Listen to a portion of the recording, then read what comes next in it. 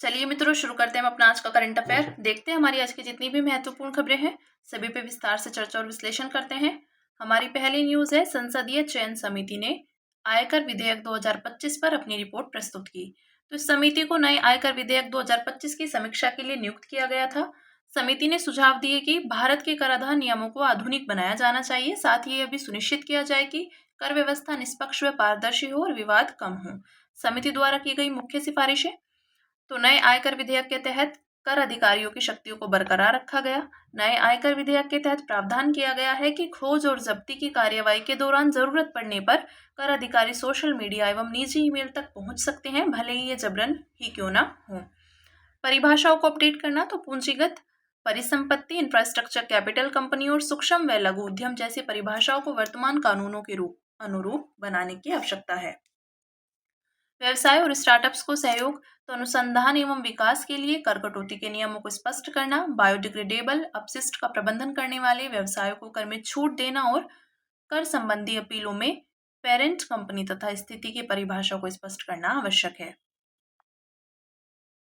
आयकर विधेयक 2025 के विषय में देखते हैं। तो ये विधेयक आयकर अधिनियम 1961 को बदलने के लिए लाया गया है। इसका उद्देश्य कानून की भाषा को आसान बनाना और अप्रचलित व अनावश्यक प्रावधानों को हटाना है। इसके मुख्य प्रावधान इस प्रकार हैं। प्रावधानों में कमी, तो इस विधेयक में 1961 के अधिनियम से 283 धाराएं और 24 अध्याय हटा दिए गए हैं। भाषा को सरल बनाना, तो वित्त वर्ष और आकलन वर्ष जैसे शब्दों की जगह कर वर्ष यानी टैक्स ईयर शब्द का प्रयोग किया गया है। वर्चुअल डिजिटल एसेट्स के लिए प्रावधान, तो इसमें वर्चुअल डिजिटल एसेट्स और इलेक्ट्रॉनिक माध्यम की परिभाषा दी गई है तथा उन पर कर लगाने के नियम भी शामिल किए गए हैं। अन्य कर नीति में कोई बड़ा बदलाव नहीं किया गया है तथा कर दरों में भी कोई संशोधन नहीं किया गया है। इससे करदाताओं के लिए पूर्वानुमति माहौल बना रहेगा, साथ ही सभी संशोधनों को एक ही जगह समाहित किया गया है। नेक्स्ट है, अंतर्राष्ट्रीय मुद्रा कोष के अनुसार भारत तीव्र गति से भुगतानों में वैश्विक अग्रणी बनकर उभरा है। तो भारत के यूनिफाइड पेमेंट्स इंटरफेस ने वीजा को पीछे छोड़ दिया है और यह दुनिया की नंबर 1 रियल टाइम भुगतान प्रणाली बन गई है। यूनिफाइड पेमेंट्स इंटरफेस के विषय में देखते हैं। तो ये एक त्वरित भुगतान प्रणाली है। इसे भारतीय राष्ट्रीय भुगतान निगम ने विकसित किया है। एनपीसीआई भारतीय रिजर्व बैंक के अधीन एक विनियमित संस्था है। यह इमीडिएट पेमेंट सर्विस के फ्रेमवर्क पर आधारित है। यूपीआई के पीछे डिजिटल फाउंडेशन, तो प्रधानमंत्री जनधन योजना, इसके तहत 55 करोड़ से अधिक बैंक खाते खोले गए हैं। आधार और डिजिटल पहचान, तो इसके माध्यम से सुरक्षित और डिजिटल प्रमाणीकरण सुनिश्चित किया गया है। कनेक्टिविटी और 5G क्रांति, तो डिजिटल सेवाओं को सुलभ बनाया गया है। यूपीआई भुगतान व्यवस्था को कैसे बदल रहा है, तो डिजिटल पब्लिक इंफ्रास्ट्रक्चर के रूप में काम करता है। यह ओपन सोर्स तकनीक पर आधारित है और पहले के क्लोज्ड लूप सिस्टम्स की तुलना में ग्राहकों को जोड़ने व एकीकरण की लागत को कम करता है। नोट, तो सीएलएस एक ऐसा भुगतान नेटवर्क है जिसमें सभी भागीदार जैसे भुगतान करने वाला, भुगतान प्राप्त करने वाला और लेन देन को संचालित करने वाला सिस्टम एक ही नेटवर्क के भीतर काम करते हैं। आसान एकीकरण, तो मौजूदा प्रणालियों चाहे पुरानी हो या नवीन को आसानी से जोड़ा जा सकता है। साथ ही रियल टाइम और बैच सेटलमेंट दोनों प्रकार की सुविधाओं को सक्रिय रूप से समर्थन देती है। इंटरऑपरेबिलिटी, तो ये उपयोगकर्ताओं की चुनने की स्वतंत्रता बढ़ाती है और नए सेवा प्रदाताओं को आसानी से प्रवेश करने की सुविधा देती है। सीमा पार भुगतान निपटान, तो प्लेटफॉर्म आधारित व्यवस्था के जरिए कई देशों के लिए सीमा पार धन अंतरण की सुविधा देती है। वैश्विक विस्तार, तो यह सिंगापुर, संयुक्त अरब अमीरात, भूटान, नेपाल, श्रीलंका, मॉरिशस, फ्रांस और नामीबिया में संचालित हो रही है। भारतीय क्षेत्रीय भाषाओं में भुगतान की सुविधा देती है। फिर नेक्स्ट है, देश के उपराष्ट्रपति ने राष्ट्रपति को अपना त्यागपत्र सौंपा। तो वे स्वतंत्र भारत के इतिहास में कार्यकाल पूरा होने से पहले त्यागपत्र देने वाले तीसरे उपराष्ट्रपति हैं। संविधान में प्रावधान है कि यदि किसी कारणवश मृत्यु, त्यागपत्र हटाए जाने आदि उपराष्ट्रपति का पद रिक्त हो जाता है तो उस रिक्त को भरने के लिए जल्द से जल्द चुनाव कराया जाना चाहिए। नवनिर्वाचित उपराष्ट्रपति पद ग्रहण करने की तारीख से पूरे 5 साल के कार्यकाल के लिए पद धारण करता है। तो देखते हैं भारत के उपराष्ट्रपति से संबंधित महत्वपूर्ण अनुच्छेद। तो अनुच्छेद 63 भारत का एक उपराष्ट्रपति होगा। अनुच्छेद 64 कहता है उपराष्ट्रपति राज्यसभा का पदेन सभापति होगा। अनुच्छेद 65 उपराष्ट्रपति राष्ट्रपति के पद की आकस्मिक रिक्ति की होने पर राष्ट्रपति की अनुपस्थिति के दौरान राष्ट्रपति के रूप में कार्य करेगा या उसके कार्यों का निर्वहन करेगा। 66 चुनाव, तो उपराष्ट्रपति का चुनाव एक निर्वाचक मंडल द्वारा किया जाएगा जिसमें संसद के दोनों सदनों के सदस्य होंगे। यह चुनाव अनुपातिक प्रतिनिधित्व प्रणाली के अनुसार होगा। योग्यता तो वह भारत का नागरिक होना चाहिए, वह कम से कम 35 वर्ष की आयु पूरी कर चुका हो, राज्यसभा का सदस्य बनने के लिए पात्र होना चाहिए। अनुच्छेद 67, तो उपराष्ट्रपति 5 वर्ष की अवधि के लिए पद धारण करेगा। उपराष्ट्रपति अपने हस्ताक्षर युक्त पत्र द्वारा राष्ट्रपति को त्याग पत्र दे सकता है। उपराष्ट्रपति को उसके पद से राज्यसभा के तत्कालीन कुल सदस्यों के बहुमत से पारित संकल्प द्वारा हटाया जा सकता है। संकल्प पर लोकसभा की सहमति होनी चाहिए और उपराष्ट्रपति अपने कार्यकाल की समाप्ति के बाद भी तब तक पद पर बना रहता है जब तक उसका उत्तराधिकारी पदभार ग्रहण नहीं कर लेता। ठीक है, फिर अगली न्यूज है हमारी।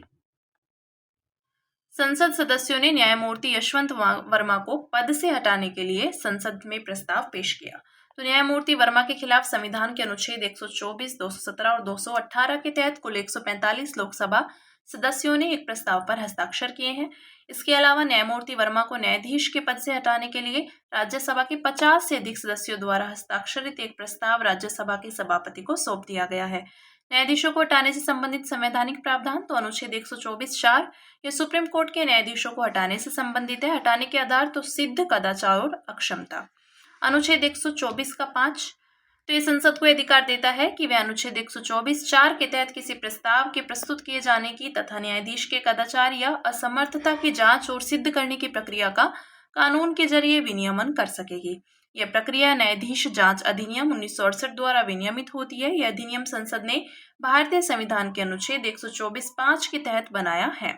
अनुच्छेद 217(1)(b), तो यह हाईकोर्ट के न्यायाधीश को हटाने से संबंधित है। अनुच्छेद 217(1)(b), यह हाईकोर्ट के न्यायाधीश को हटाने से संबंधित है, ध्यान रखेंगे। ठीक है, इसमें प्रावधान किया गया है कि किसी हाई कोर्ट के न्यायाधीश को राष्ट्रपति द्वारा उसे रीति से उसके पद से हटाया जा सकता है जिसे सुप्रीम कोर्ट के न्यायाधीश को हटाने के लिए अनुच्छेद 124 के खंड 4 में उपबंधित किया गया है। अनुच्छेद 218, तो यह अनुच्छेद 124 के खंड 4 और खंड 5 की प्रायोजिकता को हाई कोर्ट्स तक बढ़ाता है। देखते हैं न्यायाधीश को पद से हटाने की प्रक्रिया के चरण। तो लोकसभा के 100 सदस्य या राज्यसभा के 50 सदस्य द्वारा हस्ताक्षरित पद से हटाने का प्रस्ताव अध्यक्ष सभापति के समक्ष भेजा जाता है। समिति का गठन और जांच, तो यदि प्रस्ताव स्वीकार कर लिया जाता है तो आरोपों की जांच के लिए एक 3 सदस्यीय समिति का गठन किया जाता है। इस 3 सदस्यीय समिति में सुप्रीम कोर्ट का एक न्यायाधीश, किसी हाई कोर्ट का मुख्य न्यायाधीश और एक प्रतिष्ठित न्यायविद शामिल होते हैं। यदि समिति न्यायाधीश को कदाचार या अक्षमता का दोषी पाती है तो सदन प्रस्ताव पर विचार करता है। संसदीय अनुमोदन, तो प्रस्ताव को पेश करने वाला सदन उसे विशेष बहुमत यानी उस सदन की कुल सदस्यता का बहुमत तथा उपस्थित और मतदान करने वाले सदस्यों का 2/3 बहुमत से पारित करता है। फिर इस प्रस्ताव को दूसरे सदन में भेजा जाता है, वहां भी इसे विशेष बहुमत से पारित करना होता है। राष्ट्रपति का आदेश, तो दोनों सदनों से पारित होने के बाद पद से हटाने के लिए एक संबोधन राष्ट्रपति को प्रस्तुत किया जाता है। इसे उसी सत्र में राष्ट्रपति को प्रस्तुत किया जाना होता है। इसके बाद राष्ट्रपति पद से हटाने का आदेश जारी करता है। संविधान में न्यायाधीशों को हटाने के लिए महाभियोग शब्द का कोई उल्लेख नहीं है। ठीक है, महाभियोग का जो उल्लेख है शब्द का वो सिर्फ राष्ट्रपति के लिए है, ठीक है, ना कि न्यायाधीशों के लिए। अब बात करेंगे अगली न्यूज की, जो है सरकार ने कोयला क्षेत्र की संधारणीयता और प्रतिस्पर्धा सुनिश्चित करने के लिए प्रमुख रणनीतियों की रूपरेखा तैयार की। तो भारत के पास दुनिया का 5वां सबसे बड़ा कोयला भंडार है और कोयला देश की ऊर्जा की जरूरतों का 55% पूरा करता है। भारत इस क्षेत्र को आधुनिक बनाने, पर्यावरण संबंधी अनुपालन बढ़ाने तथा आयात पर निर्भरता कम करने के लिए बहुआयामी रणनीति अपना रहा है। कोयला क्षेत्र में संधारणीयता सुनिश्चित करने हेतु पहले ग्रीनिंग और बायो रिक्लेमेशन, तो खनन हो जाने के बाद उस क्षेत्र में वन रोपण, पर्यावरण, वन और जलवायु परिवर्तन मंत्रालय के हरित ऋण कार्यक्रम में कोयला एवं लिग्नाइट पीएसयू की भागीदारी। खदान के उपचारित जल का उपयोग, तो इसका सामुदायिक आपूर्ति जैसे सिंचाई, औद्योगिक उपयोग, धूल नियंत्रण, अग्निशमन और पर्यावरण संबंधी सेवाओं यानी पुनर्भरण, मछली पालन के लिए उपयोग करना। ओवरबर्डन से रेत निकालना, तो खनन के दौरान निकली अतिरिक्त मिट्टी और पत्थर से रेत को अलग करना। इससे नदी पारिस्थितिकी तंत्र पुनरुद्धार और संधारणीय विकास संभव होगा। ब्लास्ट फ्री खनन प्रौद्योगिकी, तो खनन हेतु ड्रिलिंग, ब्लास्ट से बचने के लिए सरफेस माइनर्स, कंटिन्यूअस माइनर्स व रीपर्स का उपयोग करना। स्वच्छ कोयला एवं नवीकरणीय ऊर्जा पहल, तो इसमें कोयला गैसीकरण, कोल बेड मीथेन आदि पर ध्यान केंद्रित करना शामिल है। आयात को कम करने हेतु उपाय तो घरेलू उत्पादन और खपत में वृद्धि, कोयला ब्लॉक आवंटन, निजी क्षेत्र की भागीदारी और मंजूरी संबंधी प्रक्रिया में तेजी लाई गई है। कोयला आयात को कम से कम करने के लिए अंतर मंत्रालय समिति का गठन किया गया है। निकासी और आपूर्ति श्रृंखला में सुधार तो इसमें नई रेलवे लाइंस व कोयला परिवहन प्रणालियों को अपग्रेड करना, फर्स्ट माइल कनेक्टिविटी परियोजना आदि शामिल है। फर्स्ट माइल कनेक्टिविटी परियोजना का अर्थ उस बुनियादी ढांचे या प्रणाली से है जो खनिजों या अन्य संसाधनों को खनन स्थल से सीधे मुख्य परिवहन नेटवर्क जैसे रेलवे स्टेशन, हाईवे, बंदरगाह आदि तक पहुंचाती है। शक्ति नीति के अंतर्गत वित्तीय सहायता तो आयातित कोयले से चलने वाले संयंत्र अब घरेलू कोयला अधिक आसानी से प्राप्त कर सकेंगे। कोकिंग कोल मिशन तो इसे इस्पात क्षेत्र के लिए घरेलू कोकिंग कोल आपूर्ति को बढ़ावा देने के लिए शुरू किया गया है। फिर नेक्स्ट है, भारत में छात्र आत्महत्या संकट ने सुप्रीम कोर्ट का ध्यान आकर्षित किया। कुछ प्रमुख संस्थानों में हुई इन दुखद घटनाओं के बाद सुप्रीम कोर्ट ने स्वतः संज्ञान लिया है और प्रणालीगत सुधारों की तत्काल आवश्यकता पर जोर दिया है। इस संबंध में भारत से संबंधित आंकड़े तो एनसीआरबी 2022 के अनुसार भारत में कुल आत्महत्याओं में से 7.6% आत्महत्याएं छात्रों द्वारा की गई थी। छात्रों की आत्महत्या दर छात्राओं की आत्महत्या दर से अधिक है। इससे सबसे अधिक प्रभावित 3 राज्य महाराष्ट्र, तमिलनाडु और मध्य प्रदेश। छात्रों द्वारा आत्महत्या की बढ़ती घटनाओं के पीछे के कारण तो शैक्षणिक कारण, इसमें शैक्षणिक असंतोष, तनाव व असफलता, विद्यालय का नकारात्मक माहौल आदि शामिल है। संस्थागत कारण तो इसमें बुलिंग, जातिगत भेदभाव, रैगिंग, प्रतिकूल संस्थागत संस्कृति, साथियों का दबाव आदि शामिल है। पारिवारिक मुद्दे तो उदाहरण के लिए पारिवारिक संघर्ष और अस्थिरता, माता पिता की ओर से उपेक्षा, किसी प्रियजन की मृत्यु, अवसाद या अन्य मानसिक बीमारियों का इतिहास, बचपन के खराब अनुभव, सोशल मीडिया की लत आदि। सामाजिक कारण तो मानसिक स्वास्थ्य संबंधी समस्या और मदद लेने को लेकर हीन भावना। छात्रों को आत्महत्या करने से रोकने के लिए उठाए गए कदम तो मनोदर्पण, शिक्षा मंत्रालय का यह कार्यक्रम परामर्श, हेल्पलाइन और लाइव इंटरेक्टिव सत्रों के माध्यम से अब तक लाखों छात्रों की मदद कर चुका है। राष्ट्रीय टेली मानसिक स्वास्थ्य कार्यक्रम तो इसका उद्देश्य देश में गुणवत्तापूर्ण मानसिक स्वास्थ्य परामर्श और देखभाल सेवाओं की उपलब्धता में सुधार करना है। सुप्रीम कोर्ट द्वारा गठित राष्ट्रीय टास्क फोर्स तो इसका उद्देश्य छात्रों में मानसिक स्वास्थ्य संबंधी समस्याओं से निपटना, शैक्षणिक संस्थानों में आत्महत्याओं की रोकथाम से संबंधित मुद्दों पर चर्चा और विचार विमर्श करना तथा निवारक उपायों की सिफारिश करना है। जिला मानसिक स्वास्थ्य कार्यक्रम तो स्वास्थ्य एवं परिवार कल्याण मंत्रालय का यह कार्यक्रम 767 जिलों को कवर करता है। इसमें स्कूलों एवं कॉलेजों में आत्महत्या रोकथाम सेवा और लाइफ स्किल प्रशिक्षण शामिल है। नेक्स्ट है मालवीय मिशन शिक्षक प्रशिक्षण कार्यक्रम तो IITS में तनाव प्रबंधन और सहनशीलता पर कार्यशालाएं आयोजित की जाती हैं। UGC की सलाह तो उच्चतर शिक्षा संस्थाओं को शारीरिक फिटनेस, खेल, छात्र कल्याण एवं भावनात्मक कल्याण को प्राथमिकता देनी चाहिए। अब बात करेंगे अन्य सुर्खियों की, जिसमें पहली न्यूज है डार्क पैटर्न्स। तो केंद्र सरकार द्वारा जारी दिशा निर्देशों के बावजूद dark patterns tricks OTT platforms पर यूजर्स को अवांछित सब्सक्रिप्शन, छिपे हुए शुल्कों में फंसा रही है। इसके विषय में देखते हैं। डिजाइन और चॉइस बनावटों का उपयोग कर उपभोक्ताओं को ऐसे निर्णय लेने के लिए प्रेरित करते हैं जो उनके हित में नहीं होते। इनका उद्देश्य उपभोक्ताओं को भ्रमित करना, मजबूर करना या गुमराह करना होता है। डार्क पैटर्न्स में कई प्रकार की हेरफेर करने वाली गतिविधियां शामिल होती है। उदाहरण के लिए ड्रीप प्राइसिंग, प्रच्छन्न विज्ञापन, बेट एंड स्विच, फॉल्स अर्जेंसी आदि। 2023 में केंद्रीय उपभोक्ता संरक्षण प्राधिकरण ने डार्क पैटर्न की रोकथाम और विनियमन हेतु दिशा निर्देश 2023 की अधिसूचना जारी की थी। इसके माध्यम से उपभोक्ता संरक्षण अधिनियम 2019 के अंतर्गत 13 प्रकार के डार्क पैटर्न्स को अनुचित व्यवसाय व्यवहार घोषित किया गया। नेक्स्ट, अनुच्छेद 324 तो भारत निर्वाचन आयोग ने कहा कि अनुच्छेद 324 के तहत प्रदत्त शक्तियां उसे निर्वाचक नामावली तैयार करने सहित चुनाव के सभी पहलुओं के अधीक्षण और निर्देशन का पूर्ण अधिकार प्रदान करती है। अनुच्छेद 324(1) तो संसद प्रत्येक राज्य के विधानमंडल तथा राष्ट्रपति और उपराष्ट्रपति पद के चुनावों के लिए निर्वाचक नामावली तैयार करने तथा इन चुनावों के अधीक्षण, निर्देशन और नियंत्रण का अधिकार निर्वाचन आयोग के पास होगा। उपयुक्त किसी भी चुनाव में मतदाता के रूप में पंजीकृत होने के लिए अनुच्छेद 326 के तहत भारतीय नागरिकता की आवश्यकता निर्धारित की गई है। अनुच्छेद 326 तो इसके अनुसार कोई भी भारतीय नागरिक जिसकी आयु 18 वर्ष या उससे अधिक है मतदान कर सकता है। हालांकि संविधान या किसी कानून के तहत अयोग्य घोषित नहीं होने पर वह मताधिकार का उपयोग करने के लिए पात्र नहीं रह जाता है। फिर नेक्स्ट है बिल ऑफ लैंडिंग बिल 2025। तो हाल ही में संसद ने बिल ऑफ लैंडिंग विधेयक 2025 पारित किया। इसके विषय में देखते हैं। इसका उद्देश्य शिपिंग डॉक्यूमेंट्स के लिए कानूनी फ्रेमवर्क को अपडेट करना और सरल बनाना है। इसे Indian bills of lading act 1856 की जगह लाया गया है। बिल ऑफ लैंडिंग एक ऐसा डॉक्यूमेंट होता है जो मालवाहक कंपनी द्वारा भेजने वाले को जारी किया जाता है। इसमें अग्रलिखित जानकारियां शामिल होती है। भेजे जाने वाली वस्तु का प्रकार, वस्तु की मात्रा, स्थिति, गंतव्य स्थान। नेक्स्ट, पूर्वोत्तर क्षेत्र के लिए जैविक मूल्य श्रृंखला विकास मिशन। तो केंद्रीय मंत्री ने असम के लिए MOVCDNER की क्रियान्वयन अवधि को 1 साल के लिए बढ़ाने की घोषणा की। इसके विषय में देखते हैं। इसे 2015-16 में लॉन्च किया गया। लक्ष्य है भारत के पूर्वोत्तर राज्यों में जैविक खेती यानी ऑर्गेनिक फार्मिंग अपार क्षमता का उपयोग करना। कार्यान्वयन, यह योजना अरुणाचल प्रदेश, असम, मणिपुर, मेघालय, मिजोरम, नागालैंड, सिक्किम और त्रिपुरा में लागू की जा रही है। उद्देश्य प्रमाणित जैविक उत्पादन को वैल्यू चेन मॉडल में विकसित करना ताकि ऑर्गेनिक वस्तुओं के उत्पादकों और उपभोक्ताओं के बीच प्रत्यक्ष और सशक्त संबंध स्थापित हो सके। कवरेज, यह कार्यक्रम जैविक बीजों और उत्पाद प्रमाण पत्रों के प्रदान करने से लेकर जैविक उत्पादों के संग्रहण, प्रसंस्करण और विपणन के लिए सुविधाएं स्थापित करने तक की सभी प्रक्रियाओं को शामिल करता है। नेक्स्ट है अंतरराष्ट्रीय समुद्र नीतल प्राधिकरण। तो ISA की बैठकों के बावजूद नए डीप सी माइनिंग नियमों पर आम सहमति नहीं बन पाई है। देखते हैं इसके विषय में। मुख्यालय किंगस्टन, जमैका। परिचय, यह एक स्वायत्त अंतर्राष्ट्रीय संगठन है। इसकी स्थापना संयुक्त राष्ट्र समुद्री कानून अभिसमय 1982 और समुद्री कानून पर संयुक्त राष्ट्र अभिसमय के भाग 11 के कार्यान्वयन से संबंधित समझौता 1994 एग्रीमेंट के तहत की गई थी।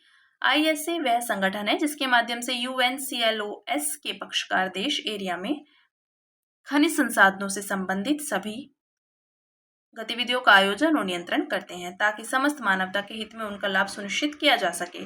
मुख्य कार्य डीप सी बेड यानी गहरा समुद्र नीतल से संबंधित गतिविधियों से उत्पन्न होने वाले हानिकारक प्रभावों से समुद्री पर्यावरण की प्रभावी संरक्षण सुनिश्चित करना। सदस्य हैं 170 भारत सहित।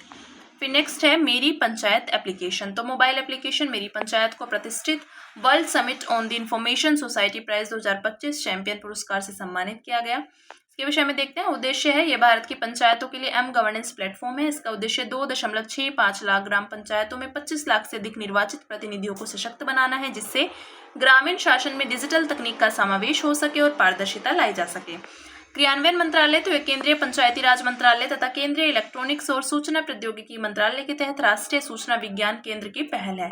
लाभ, रियल टाइम में पंचायत बजट की जानकारी उपलब्ध कराना, ग्राम पंचायत विकास योजनाएं उपलब्ध कराना, ग्राम पंचायत स्तर पर मौसम पूर्वानुमान प्रदान कराना, सोशल ऑडिट टूल्स, फंड के उपयोग से संबंधित डेटा उपलब्ध कराना, शिकायत निवारण प्रणाली जिसमें जियो टैग्ड और जियो फेंस सुविधाएं शामिल हैं। Next, Bharat NCX। तो हाल ही में भारत NCX 2025 का आधिकारिक तौर पर उद्घाटन किया गया।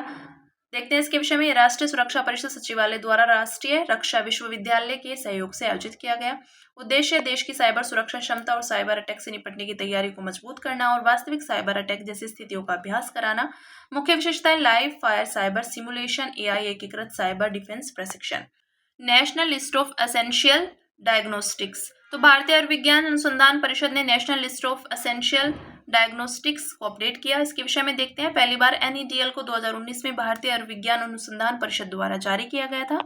उद्देश्य, यह विभिन्न स्वास्थ्य देखभालों केंद्रों जैसे कि ग्रामीण उप स्वास्थ्य केंद्र, आयुष्मान आरोग्य मंदिर, प्राथमिक स्वास्थ्य केंद्र आदि पर उपलब्ध न्यूनतम आवश्यक डायग्नोस्टिक टेस्ट की सूची प्रदान करती है। संशोधित NEDL सूची में उप स्वास्थ्य केंद्र स्तर पर sickle cell anaemia, thalassemia, hepatitis B और सिफिलिस के लिए त्वरित डायग्नोस्टिक टेस्ट उपलब्ध कराना शामिल है। इसमें उप स्वास्थ्य केंद्र स्तर पर डेंगू की जांच के लिए सैंपल एकत्र करने की भी सिफारिश की गई है। अंत में बात करेंगे सुर्खियों में रहे स्थल की, जो है लेसोथो, राजधानी मासेरू।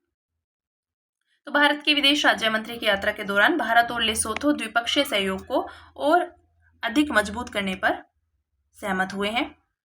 भौगोलिक अवस्थिति, तो यह दक्षिण अफ्रीका से पूरी तरह घिरा हुआ एक स्थलरूप देश यानी लैंडलॉक्ड कंट्री है। इसे किंगडम इन दी स्काई के नाम से जाना जाता है क्योंकि यह दुनिया का एकमात्र देश है जो पूरी तरह से समुद्र तल से 1000 मीटर से अधिक ऊंचाई पर स्थित है। इस देश का 2/3 हिस्सा पहाड़ियों से ढका हुआ है। सबसे ऊंची चोटी थबाना नटलेनियाना 3482 मीटर। महत्वपूर्ण पर्वत श्रेणियां, ड्रेकेंसबर्ग पर्वत पूर्वी सीमा पर, मालोटी पर्वत उत्तर से दक्षिण की ओर विस्तार। सफेद सोना, तो लेसोथो का प्रमुख प्राकृतिक संसाधन जल है जिसे अक्सर सफेद सोना कहा जाता है। ये बात की हमने लेसोथो की। तो हमारी आज की जितनी भी महत्वपूर्ण खबरें थी हमने सभी पे विस्तार से चर्चा और विश्लेषण किया। अब इसी के साथ मिलते हैं कल अपनी नई खबरों के साथ।